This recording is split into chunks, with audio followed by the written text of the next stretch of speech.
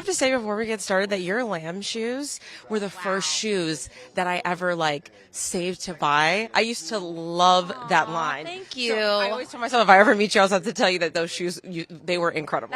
It feels like kind of a lifetime ago, but yesterday. And I just remember always doing those shoes and making them so high. And the stores would be like, nobody wears heels this high. And I was like, you don't know anything. This is what I wear. You know what I mean? And then years later, people come up to me and they're like, I still have my lamb shoes and I still have all mine as well. And they just kind of just sit there at this point because they are so high. And since COVID, nobody wears heels anymore.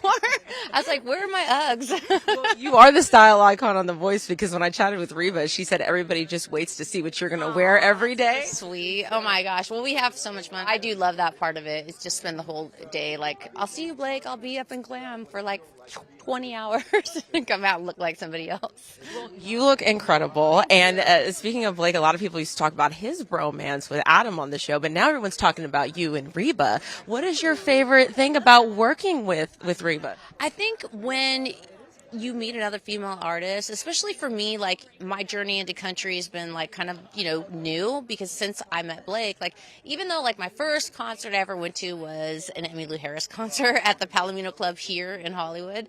But I didn't really listen to country necessarily. And then meeting Blake about 8 years ago, he turned me on to all these different genres of country too, and learning about Reba. And it's just she's just one of those rare artist that has been having this super long career. It just keeps, it's not even a reinvention. She just keeps being her and her and her and her. And when you see her for the first time, even if I didn't grow up on country, she's that iconic that even I am oh my gosh, I feel like I'm looking at a poster that's standing next to me because it's her, because she's just so recognizable.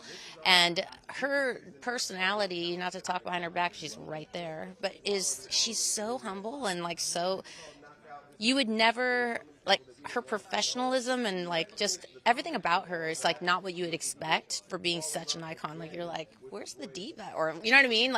Did you talk to her? No. She's fantastic. And I asked her, I said, are we going to get a musical collaboration between you and Gwen? And she said, I would love to. Please ask Gwen. Well, I got to sing with her twice so far because I got to sing with her on the Coaches performance, and we just shot our Christmas thing together, which was, it's just so cute because you get to do it over and over again, and you get to hear her do all her little nuances and little runs and different, you know what I mean? You just go, okay, you're a legend.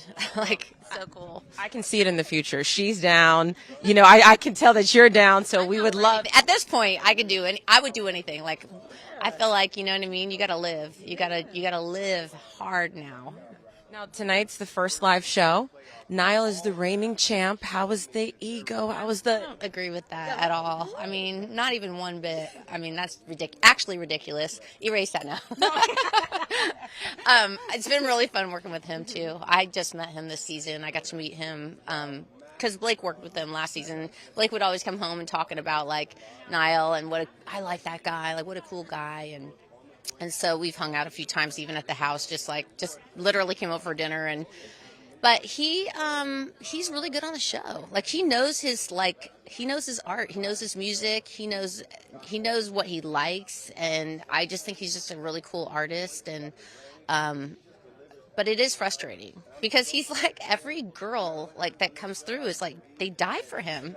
And it's you just feel you're it's not even a fair race at this point. You know what I mean? Because it's just because of One Direction back in the day. They grew up on that, and it's they have their diaries and their I don't even know. They have all these collected toothbrushes, posters, whatever, stuffed animals. I don't even know, but it's been pretty cool to get to know him.